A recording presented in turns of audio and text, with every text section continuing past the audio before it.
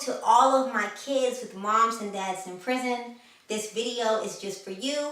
First, I'll start off by saying that this is the second video to our grammar series. Make sure you watch the first video that I recorded for you yesterday that's titled, What is Grammar? So this is a continuation video, but first, I'm going to quiz you to see if you watched the first video. If you did, you already know the answer to this question. Your quiz question is, what are the 4 elements of grammar? If you know it, write it down right now below in the comments.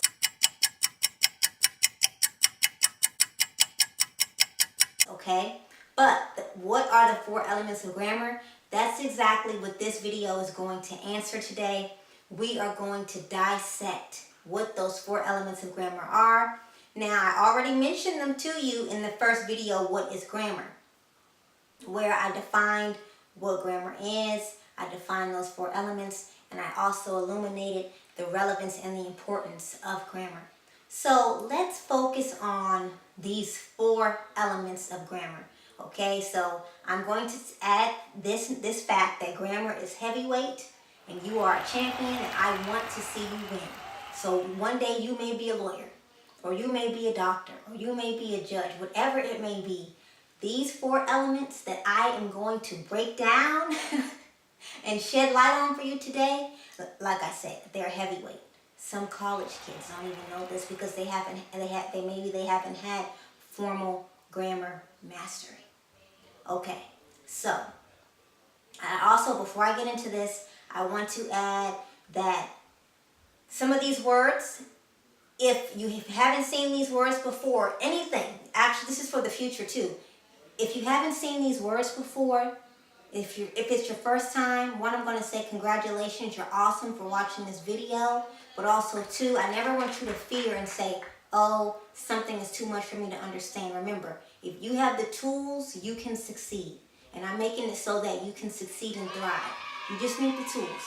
So it's nothing for you to fear, okay? I'm going to break these things down for you, and I'm going to demystify any doubts that you may have. But before we even get into sentence parsing or sentence diagramming or sentence patterns or sentence structures, which is coming later on, I'm doing that for you later on, I want to define these 4 elements of grammar. Okay, let's get to it. So remember our acronym that we already discussed in our first video. So we can remember these 4 elements, because sometimes with all these orthographies at the end of the word, it's like, what were the 4 elements again? What were the 4 elements again? Okay, our acronym, what was it? OESP. That was our acronym. Remember, we clap? OESP. O, orthography. E, etymology. S, syntax. And P, prosody. Okay, first element, what is orthography? When you think of orthography, just know that in simple terms, orthography relates to correct spelling, okay? How to spell words correctly. Yeah, that's pretty simple. But just to let you know, when you go to, if you were to check an etymology dictionary, which I will put the link down for you below, I believe the Greek or the Latin definition just says that it means correct writing.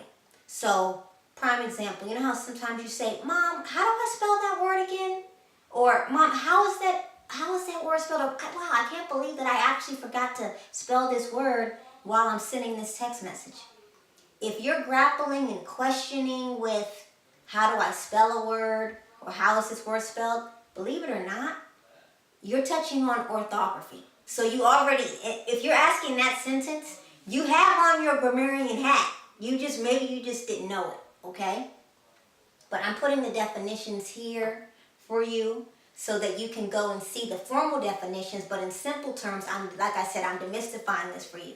Let's move on to our second element of grammar, okay? So remember, what's our acronym? OESP. Our second element of grammar is etymology, okay? Etymology. Etymology relates to the study of words and their origins. In addition to that, etymology tells us how the definitions of words have changed and evolved over time. So, like I said, I'm putting the link down below for you if you ever want to access the online etymology dictionary. Access that. You can see, what was the definition of this word centuries ago? Has it changed? Has it remained the same? And why is this important? Okay. Doctor, lawyer, judge, scientist, essays, history, literature, science class. The sky is the limit. If you can break down the etymology of a word and memorize that or know how to reference it, like I said, heavyweight, and I want you to win. I want you to tap into your inner champion. Also, I will add spelling bees. We know about this, spelling bees. A lot of the times, a good spelling bee champ, they understand etymology because they understand prefixes and suffixes and what those prefixes or those suffixes mean. So etymology is our second element of grammar. Okay, good. So stay with me now. So let's move on to our third element of grammar. What's our acronym? I'm going to anchor this. I'm going to bring this home. By the end of this video, you will not forget what these 4 elements of grammar are. So our third element of grammar, OESP. S, syntax. What is syntax, Destiny?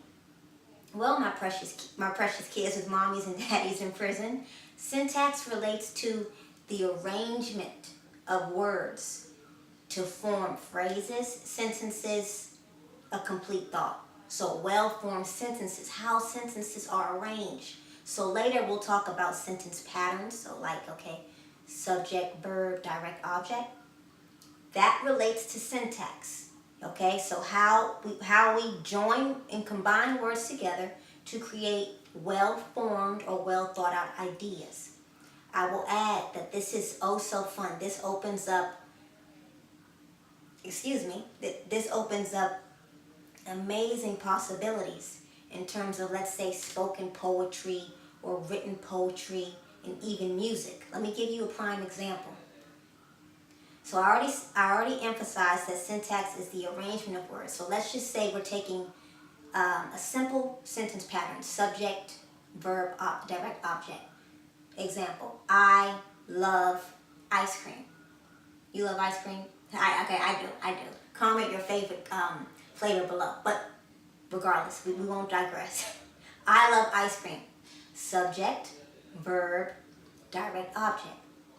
If we want to put on our syntax hat and say, let me try to change the verb and put the subject here or the direct object here.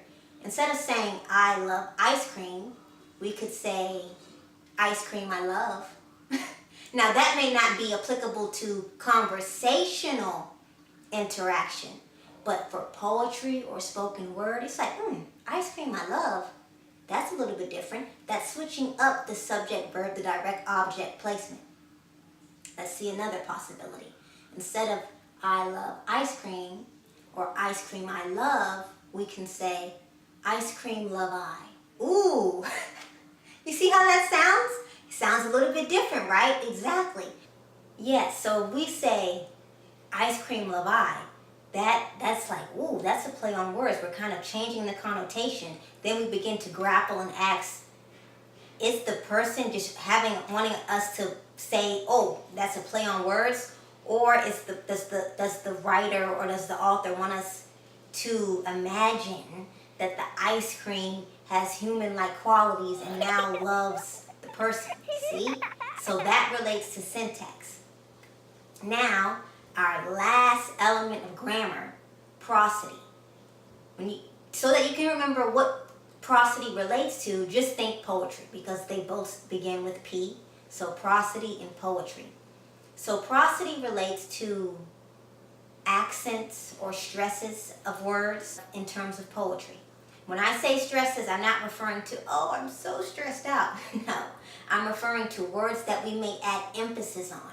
So, prime example. If your mom says, Mary, go to your room now.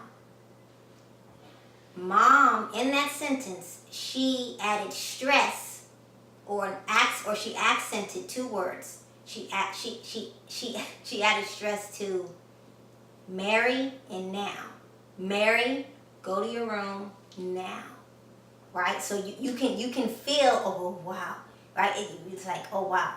You may start to tremble inside because mom she's actually adding stress and emphasis to certain words.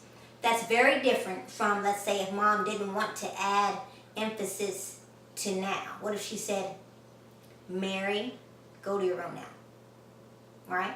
That's a little bit different.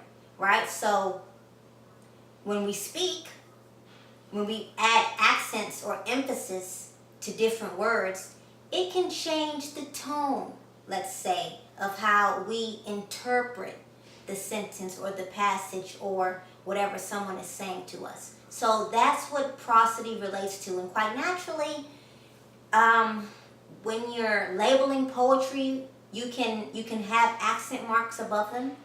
Like, let's say a poet may add accent marks so that you know what words may have or should have more emphasis on them, okay? So that relates to prosody.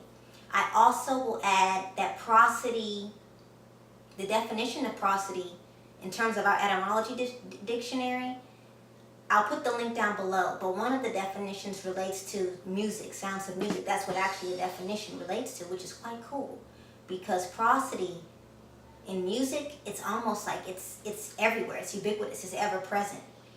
Have you heard of the song Panda?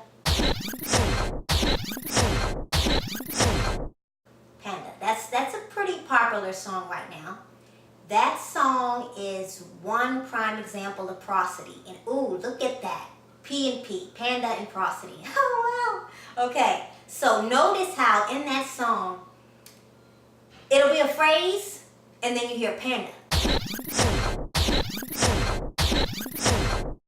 There's stress or emphasis on that word panda, right? That's prosody. These elements of grammar, they are used all around us. Whether we realize it consciously or subconsciously, they are used all around us every single day. And now your eyes are opened. So this is one amazing thing about grammar. This is why I love sharing this with you, because you're able to see the world from an enlightened perspective, and you're able to see connections that maybe you didn't realize even existed. So, like I say, grammar is heavyweight, and I want you to tap into your inner champion. So those are the 4 elements of grammar. Just for the fun of it, I have to anchor our acronym again. By this time, you should know what it is, and hopefully you're clapping with me. Don't be afraid.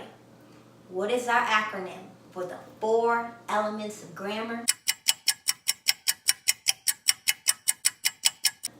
OESP. That's right.